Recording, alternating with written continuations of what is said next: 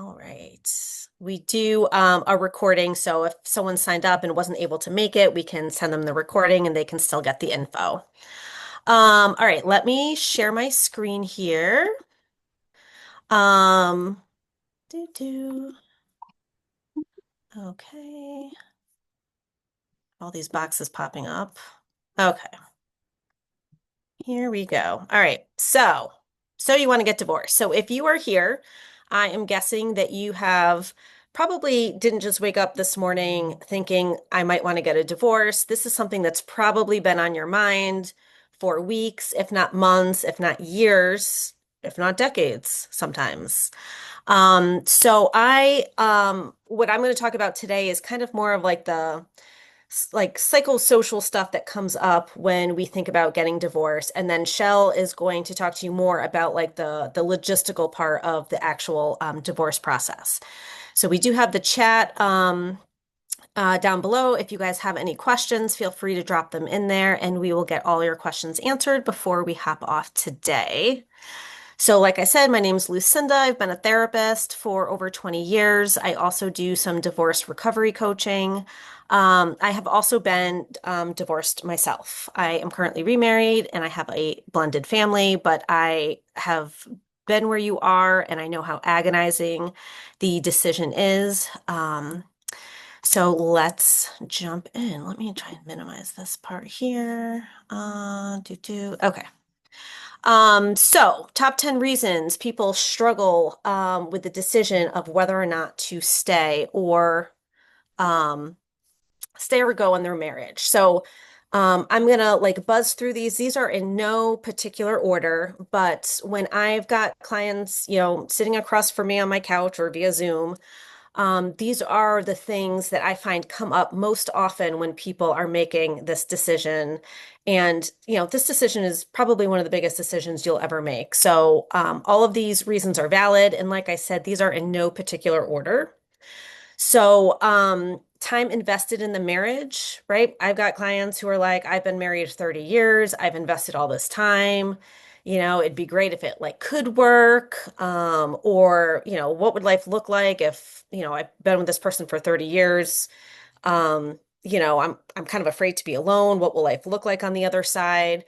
So they really kind of get stuck on that time invested in the marriage. Two, if you have kids, the impact on kids, right? Everybody's biggest fear if they have kids is, will divorce, screw up the kids. And what I will say to that is, all kids are different. Some kids are much more sensitive than others. Some are more resilient than others. But my experience has been that the biggest negative impact on kids in the divorce process is actually parents' bad behavior. Um, and that means like arguing or, talking negatively to kids about the other parent and things like that. So that is really what has the biggest negative impact on kids. Holding out hope that their partner will finally change, right? So maybe you've threatened divorce before and your partner's like, oh no, I'll do anything. And their behavior changes for a couple of weeks and then things like kind of go back to the status quo. Um, Guilt and fear about being selfish. I hear this a lot, especially from my female clients, right? Is they feel bad. They feel bad that they'd be impacting their kids. Maybe they even feel bad for their partner that they'll be divorcing. And that feeling of being selfish for choosing yourself and your happiness is actually something that's quite common. Um, here we go. Feeling like a failure or worrying about judgment from others. I have finances starred because that is probably the number one reason I hear if I had to rank them. Like making ends meet is tough in today's world. And, people worry about, am I going to be able to afford to stay in the house? Will I have to sell the house? Will I be able to afford a rent? Will I be able to make ends meet, off of just my income? Or, if you've been a stay-at-home mom, perhaps, finances probably is the biggest thing that keeps people, maybe stuck in a marriage that they're not necessarily happy in. Um, Fear of ending up alone or never finding love again, also super common. And I get it. And that doesn't necessarily have to be, your future. Complacency. And what I mean by complacency is like, right, like sometimes marriage kind of goes in cycles where it's like things are really bad and you're like, I gotta get the hell out. And then things might like settle down and like they're not necessarily good, but they're not terrible. They're just kind of like complacent. And so you just kind of keep going along and going along and going along. And it's like, oh, like, is this good enough? Or is anybody really happy in their marriage? The answer is yes.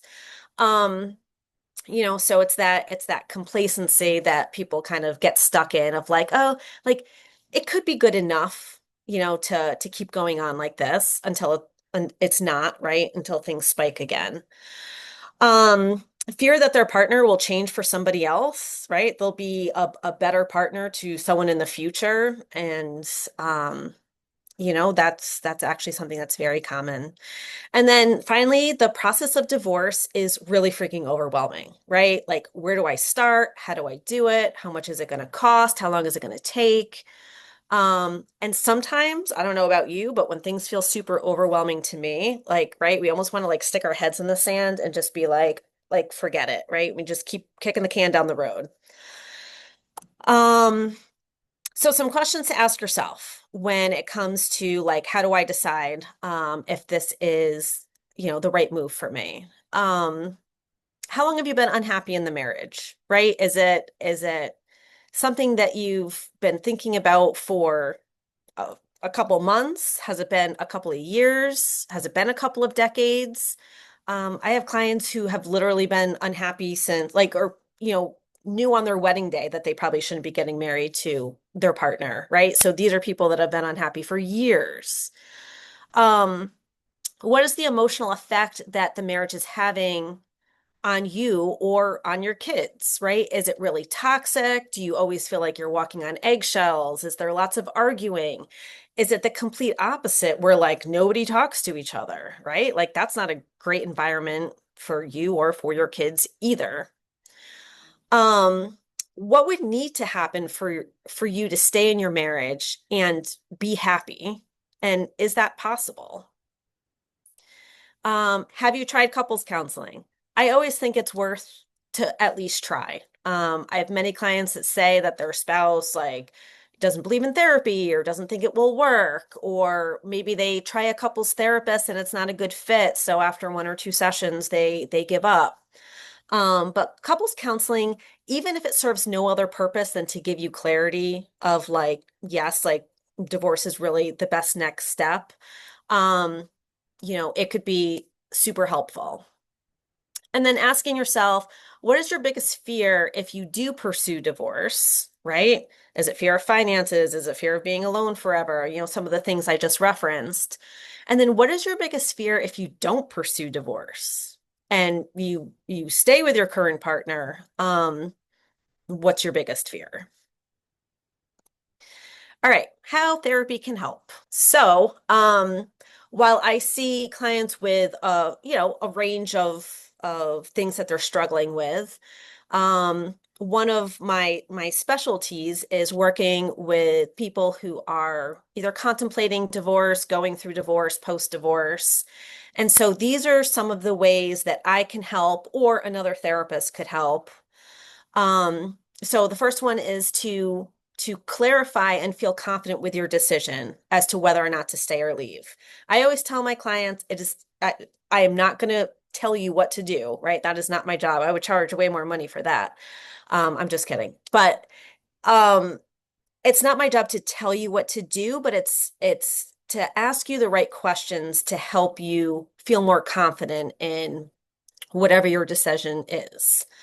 Um, Also to process the roller coaster of emotions. And I know Shell and I were just talking about this a couple of weeks ago when we have our own staff meetings with just the two of us, of like the roller coaster of emotions when you're going through divorce, right?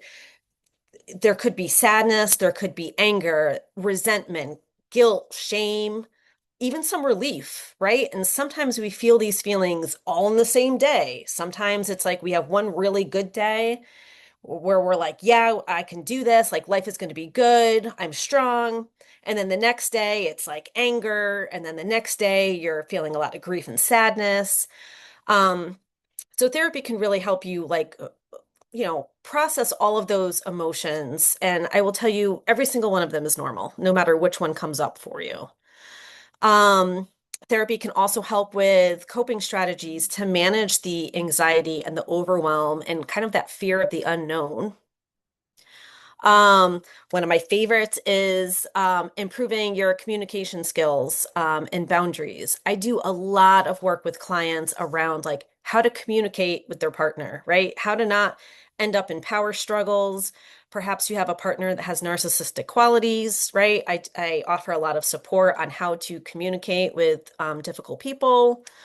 So therapy can help in that way.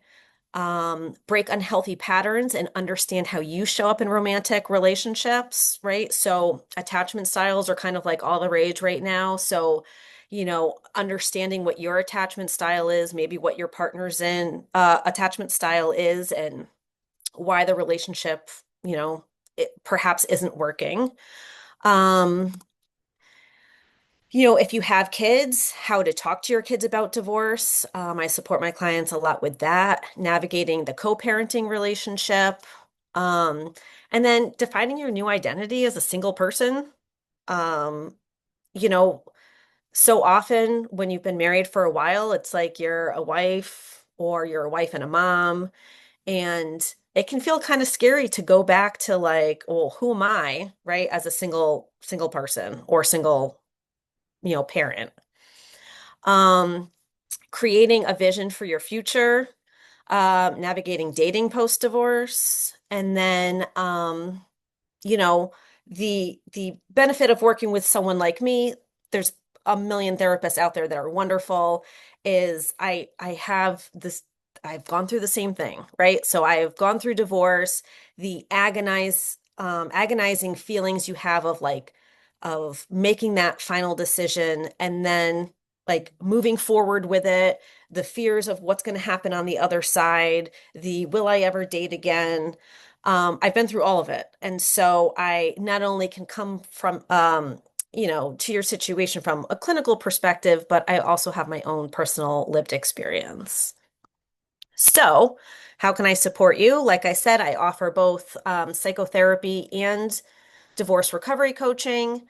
Um, the psychotherapy, I do have an office in Weathersfield. I have clients all over the state of Connecticut. So as long as you live in Connecticut, I can see you for psychotherapy. The insurances I take are Husky, Anthem, United, Connecticut, Oxford. If you don't have one of those and you have an out-of-network benefit for your insurance, we can talk about how we can make that work. And then divorce recovery coaching. Coaching is different from therapy. I'm not going to get into the differences on that today, but if you have questions on it, feel free to reach out. But I do one-to-one coaching, small group coaching, and workshops. So I developed the Move On method, um, which was the small group coaching program that I developed for people post-divorce. Um, and I have decided to chop up the group coaching program and to instead offer workshops on each of the modules. So obviously, Move On is an acronym. And we talk a lot about like how to help shift your mindset, getting to know and love yourself again, visualizing and gaining clarity around what you want to create next in your life, right? Because that can feel kind of scary and overwhelming. Embracing the possibilities. We talk a lot about boundaries and navigating your new beginning and the new you. And that could be anything from co-parenting to dating to what have you. So, starting this fall, I will be offering workshops like one module at a time. So probably like maybe a 2.5 hour workshop on a Saturday morning. If you're interested in something like that, you can certainly head over to my website and sign up to be on my email list so that you will get the information from that. And then I'm not terribly active on social media, but I do have a Facebook and Instagram page. And then my therapy website is unlimitedullc.com. And there, my coaching website is lucindatesto.com. And then if you have questions or you want to set up a consult, you can shoot me an email and we can figure out a time that works. So I'm going to stop sharing and Shell, um, you're on. All right. Maybe you can share your information too in the Oh, in chat. the chat? Sure. Yeah. Yeah. Okay. Okay. So I am going to bring up my PowerPoint presentation here. See if I can do this. Here I am. Okay. Go into presentation mode. All right. So, like I said before, I mentioned I am Shel Sawyer. I am a certified divorce financial analyst.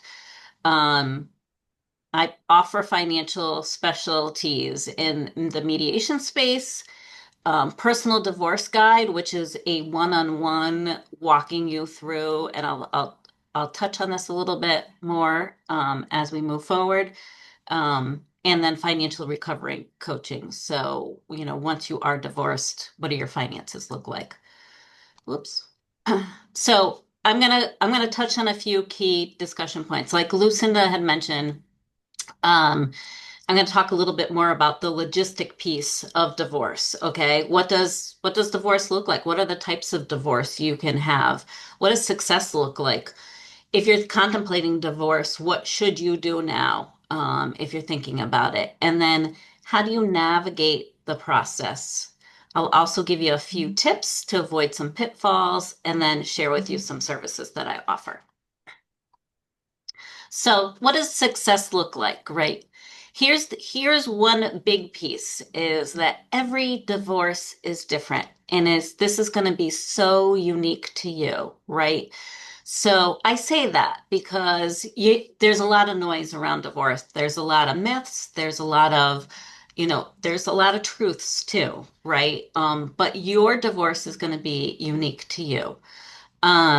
Well, I lost a few people, so maybe they didn't want to hear this piece. They just wanted yours.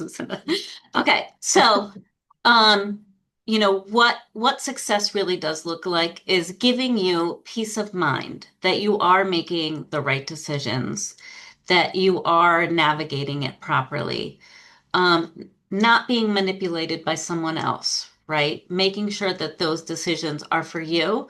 Um, I went through my own divorce just like Lucinda did, and I remember feeling like I just wanted to be kind. Like I wanted to be caring. I wanted to think about my ex-husband and obviously my daughter, right?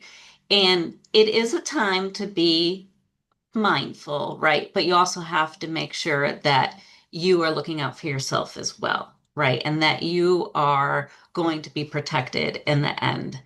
And having enough money to make a fresh start. So, looking at your finances, understanding what your new chapter is going to look like so that you can get exactly what you need out of the divorce to have a good life going forward and a good new chapter for yourself. So, there are a lot of different ways that you can get divorced. The traditional way is litigation. So, litigation is each party having an attorney. Um, your the two attorneys are discussing your finances, your parenting plan. They're your own advocate, right? I would say this is the most conflictive and probably the most expensive way to get divorced. It is about 15,000 per person in Connecticut right now to use this process, right? There's also something called pro se, and that's a do-it-yourself method. I don't highly recommend this. I wouldn't ever use this process if you do have children. But some people use the strategy because they can't afford a divorce lawyer, right? They represent themselves in court or they put together some information into the court system with their spouse.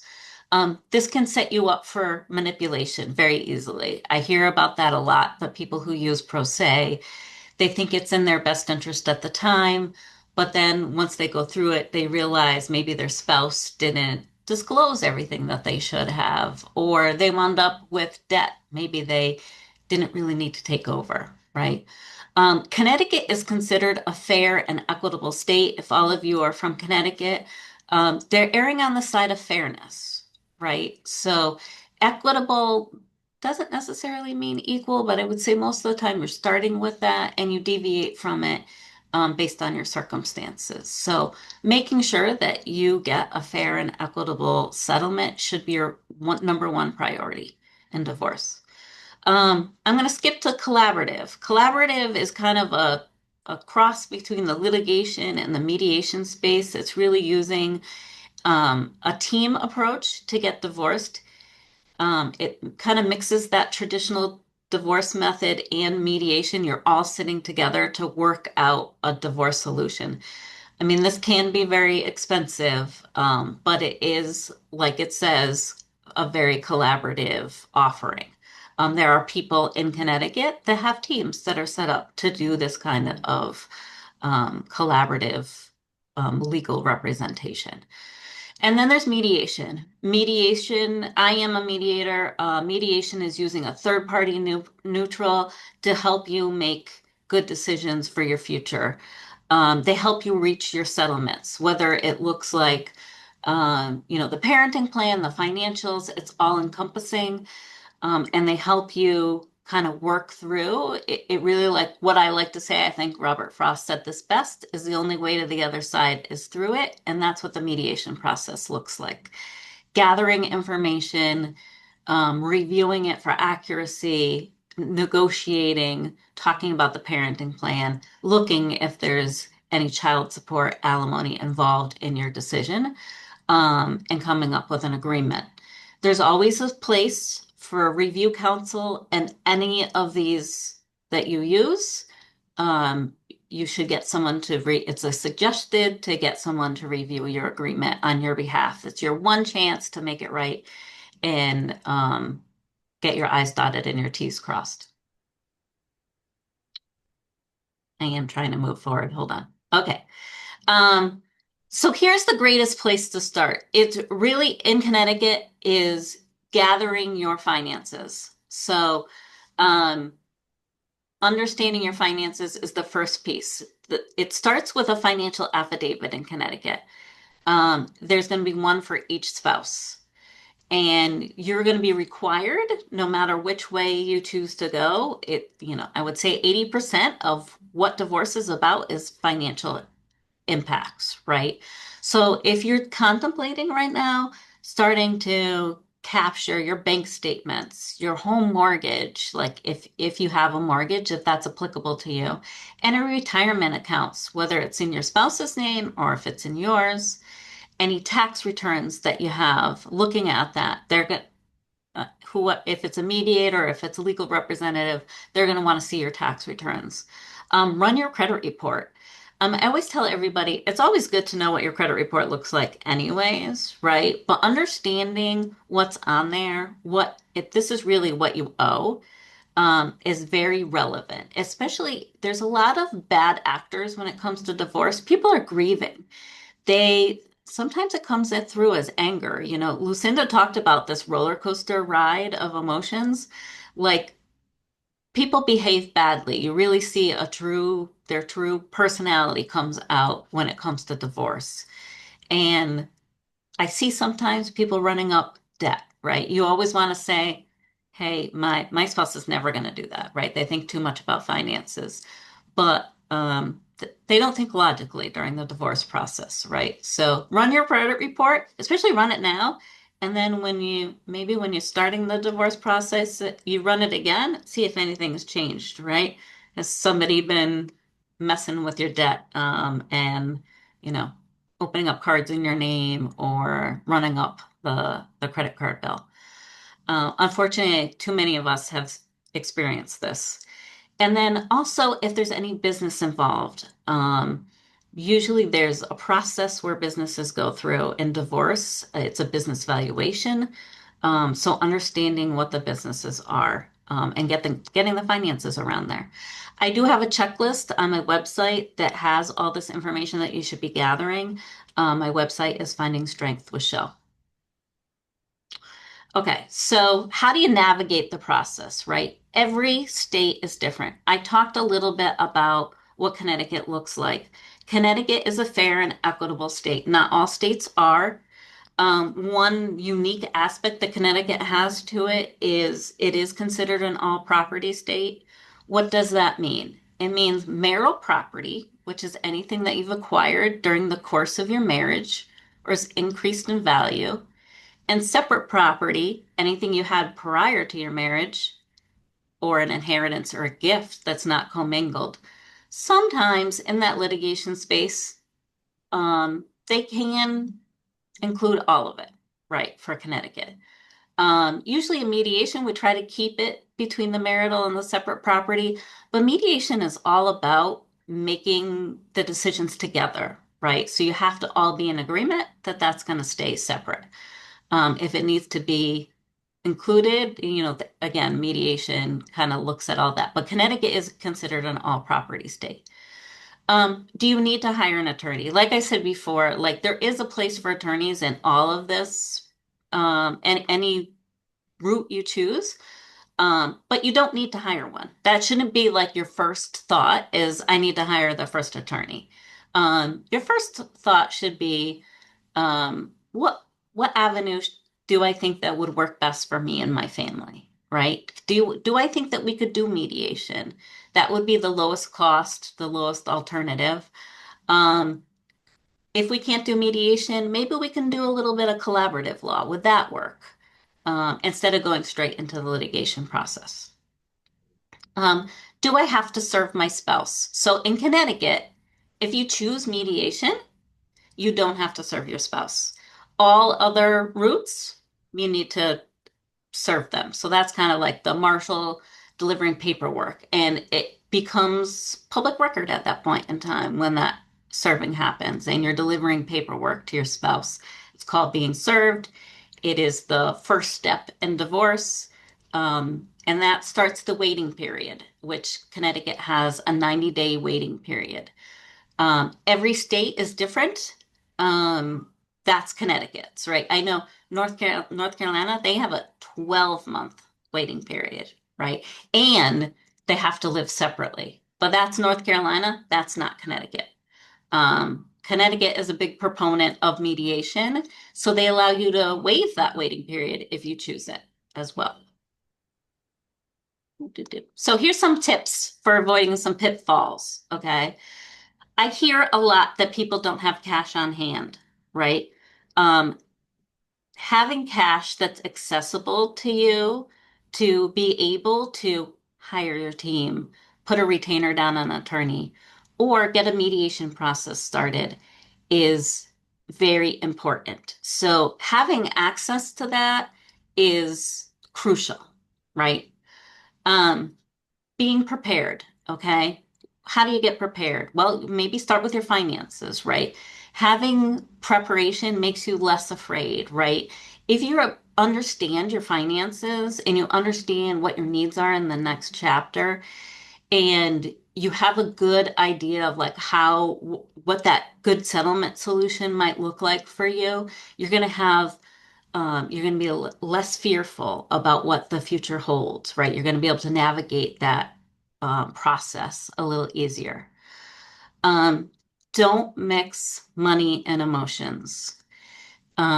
This is something that happens often, and I would say it happens a lot with the house, right? People are really attached to their home for one reason or another. It could be because it's a place of refuge for them. It could be because they don't want to disrupt their children. But make sure you are able to afford that lifestyle and keeping that lifestyle. There's so much more to a house than just the mortgage, right? It's the upkeep, it's the taxes, it's everything that goes with the house from the electricity and the oil. Make sure that you can afford that because what you don't want to do is put yourself in a situation where you're pinching your pennies and you might not be able to afford it in the long run. That's going to cause you a lot of stress. And it's just going to, if children are involved, it does put a lot of stress on them too, because they can feel it and they are very perceptive, right? I also say fight for what is yours. I don't mean fight being combative, but definitely don't underestimate your needs. Um, you need to be in a good place. And I know you're going to hear a lot. There's going to be a lot of manipulation that happens in the divorce arena. Somebody can't afford to give you child support or give you alimony, but really understand what you need in order to move forward so that you can have a good life too, right? Try to block out that noise if you can. Maybe use Lucinda to help with that too. Um, there's tax consequences to all the decisions that you make. Understand what those tax consequences are. It can really turn what you think is a sweet deal and what looks like 50-50 on paper, but it might not be in the long run. So make sure you understand that before you agree to anything. And then have a good team by your side. It is a complicated process full of a big roller coaster ride that might even have a little loop coaster in it, right? But then it also has some fun downward turns. And your new life can be beautiful and sunny. You just have to get through it. Okay. So here's the services that I offer. I talked about being a personal divorce guide.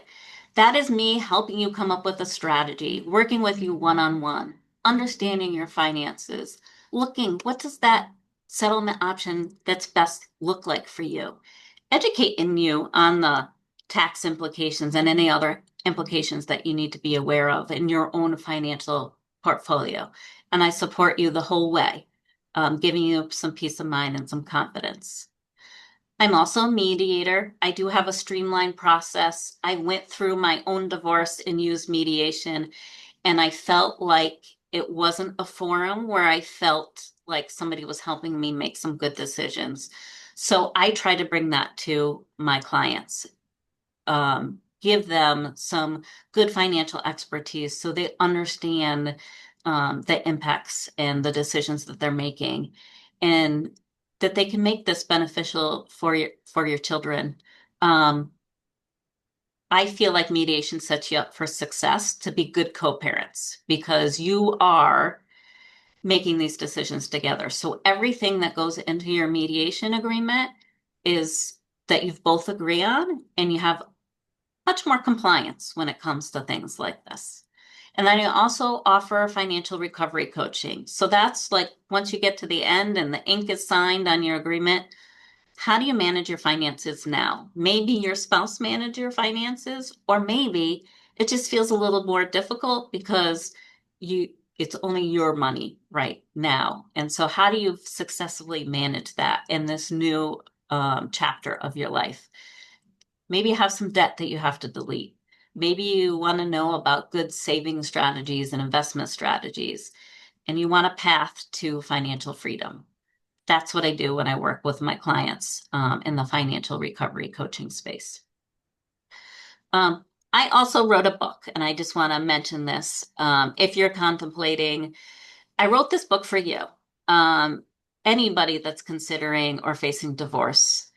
It was something that I wanted when I was going through my divorce. I wanted to know, what can I expect on this journey? How do I process the pain that I'm feeling right now? Maybe you're not at the point where you want to jump into the arena, but you feel like it's kind of like the divorce is on your doorstep. This will help you give you some perspective on your finances, on your emotional challenges that you're experiencing. I've also provided templates and checklists on your finances, but also templates that you can fill in. I even have some reflective points throughout the book, and I have some templates in the back that allows you to kind of reflect on those and maybe make some decisions for yourself. I want it to be something that can support you while you are contemplating or facing divorce. So here's my QR code to get the book. Um, you are not alone. Your guide when divorce is on your doorstep. And as Lucinda mentioned, I also have a group program coming up in September. Um, it is the first thing you should do when divorce is on your doorstep. It's going to be an 8-week emotional and financial small group program. I introduced the first method, and that is 5 steps to financially protecting yourself and moving forward into the divorce process. It gives you clarity, it's going to give you some confidence and a custom financial strategy working with me. You'll walk away with a clear plan and you'll have some confidence to ask for exactly what is fair for you. So please sign up on my website to be the first to know about the dates that are coming up soon. And here's my information. Here's a QR code to learn about me. It will take you to my webpage, Finding Strength with Shell. You could also email me at shell@findingstrengthwithshell.com or my phone number, 860-613-5575. And if you have any questions, please, I'm going to stop sharing now and you can share them in the chat if there's anyone has any questions. I'll share my information too.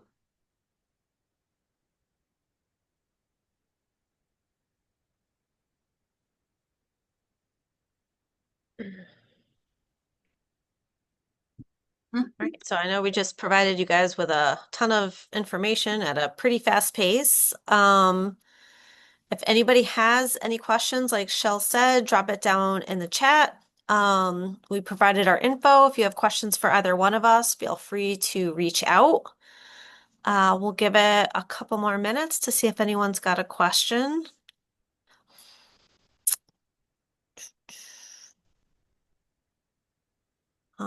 I think this is the first time we've had no questions. I have, yes. And we'll be sending out the recording later today too. So Yes, and I know there are some people who also signed up knowing that they couldn't make it, but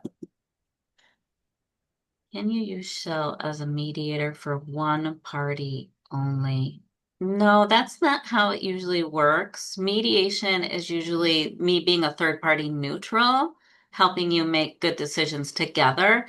I mean, if you used me as one party, that would probably be more of a personal divorce guide kind of working with me. I would be on your side helping you make those decisions, working one-on-one with you. Thank you. Hopefully that helped. Okay, good. any other questions?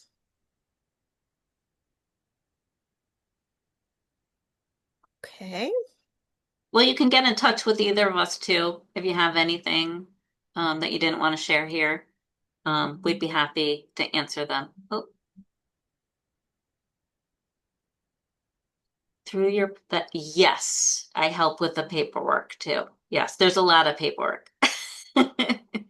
Yes, but I do I use software and I do help people putting the paperwork together. Yeah, it's one of my specialties.